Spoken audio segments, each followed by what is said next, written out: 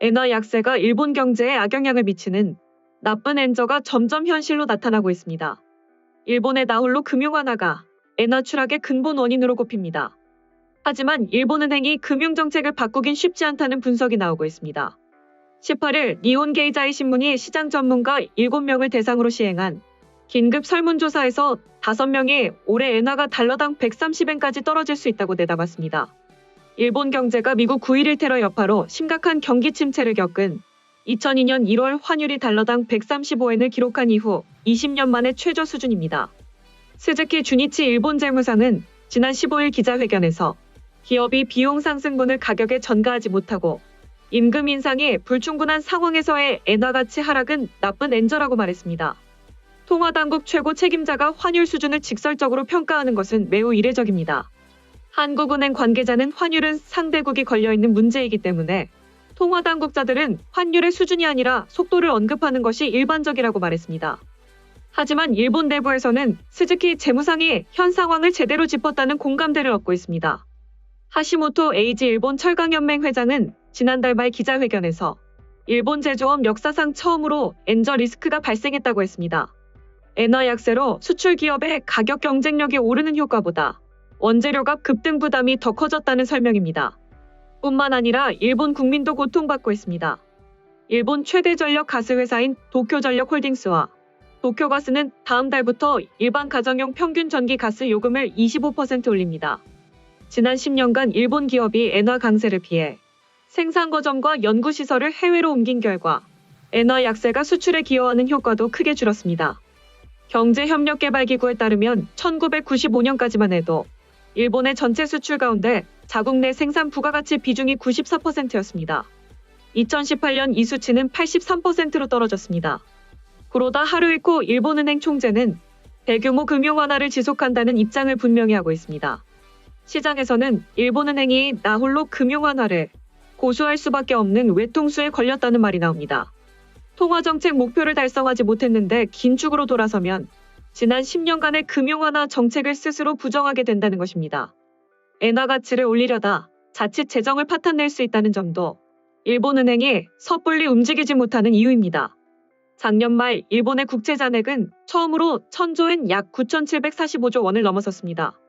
국내 총생산 GDP 대비 국가부채 비율은 256%로 미국 133%와 영국 108%의 2배가 넘습니다.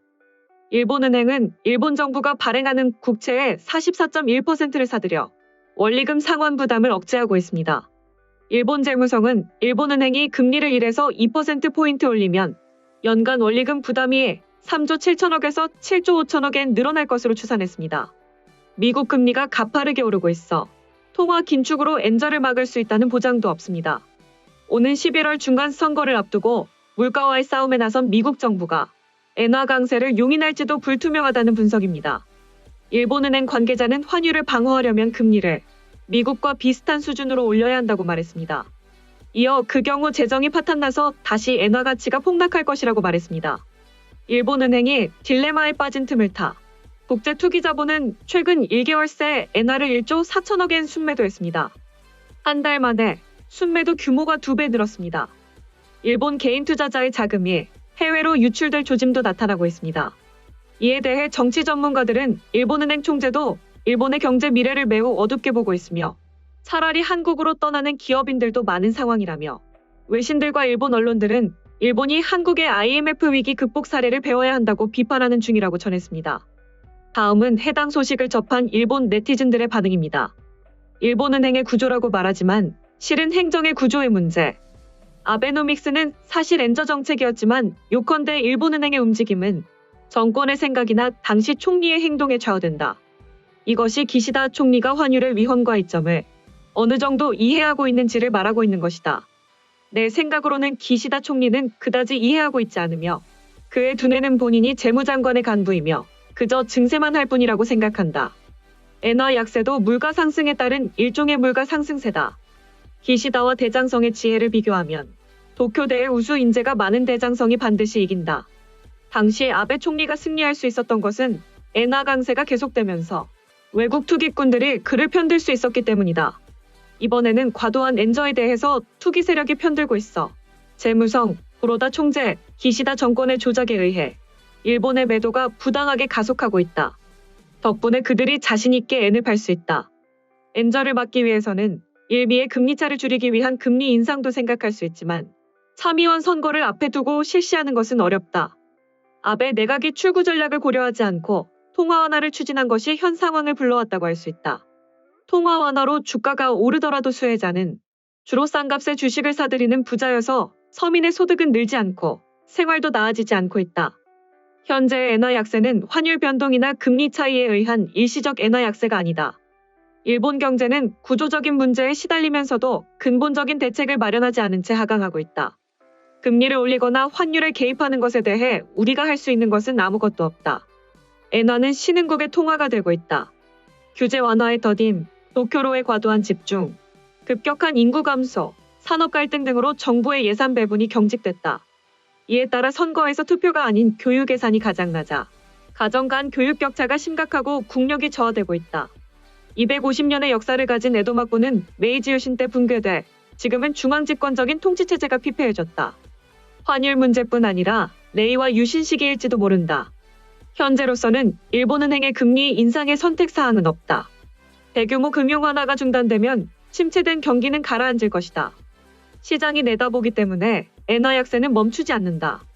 아베 정권은 즉각 아베노믹스를 포기했다. 디플레이션 극복의 실패가 큰 요인이다. 대규모 금융 완화와 동시에 다른 나라의 재정 부양과 재정 진작이 있었던 반면 일본은 재정 긴축과 소비세 인상으로 아직 경기를 회복시키지 못했다.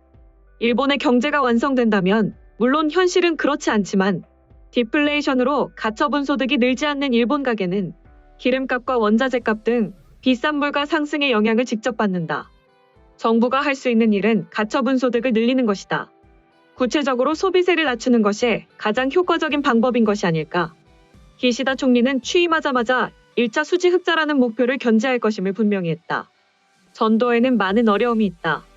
일본은행은 좋든 나쁘든 관계없이 구미 국가들의 금리를 정상화하는 등 엔화 약세에도 불구하고 금융 완화를 유지할 것임을 분명히 하고 있다. 개인적으로는 싼 나라라는 걸 인정해서 국력을 회복시키려고 하는 것으로 알고 있다. 엔화 약세와 높은 자원 의존도 때문에 기술력을 향상시켜 가치를 높일 수밖에 없다. 금리가 정상화의 엔고가 되어도 엔화 가치가 계속 떨어져도 고통이다. 아픔도 있고 대비해야 할 문제들도 있다. 개발도상국화되어가는 일본. 개도국화한 나라 따위에는 개도국에서 노동자가 오지 않는다. 엔화 약세를 보이면 외국인 근로자들은 일본에서 일할 메리트가 없어지고 일본에서 바다 건너 가족에게 부지런히 송금하던 금액이 환율로 뚝 떨어지면서 일본에서 일할 의욕이 줄어들게 되겠지. 일본은행은 움직이지 않을 것이고 움직여서는 안 되겠지. 정부 재무성도 구두 개입은 해도 환율 개입은 하지 않고 해도 소용없기 때문에 하지 않는다. 정부는 휘발유 보조금처럼 물가에 개입하기 위해 추경을 짜는 게 아닌가. 그것은 선거 대책이기도 하니 말이다. 미국 FRB는 인플레를 잡지 않겠다며 금리를 올리고 싶어하고 일본은 구로다 일본은행이 엔화 약세는 일본 수출에 유리하다며 금리가 오르지 못하게 하고 있어 금리가 싼 엔은 싫어도 팔린다는 것이군요. 더군다나 일본은 무역 수지도 악화되는 추세. 만약 여기서 말하는 130엔까지 엔화 가치가 떨어지면 구로다 씨도 그만둘 거라고 생각합니다. 소식 마치겠습니다. 오림박스는 내일도 최선을 다하겠습니다. 감사합니다.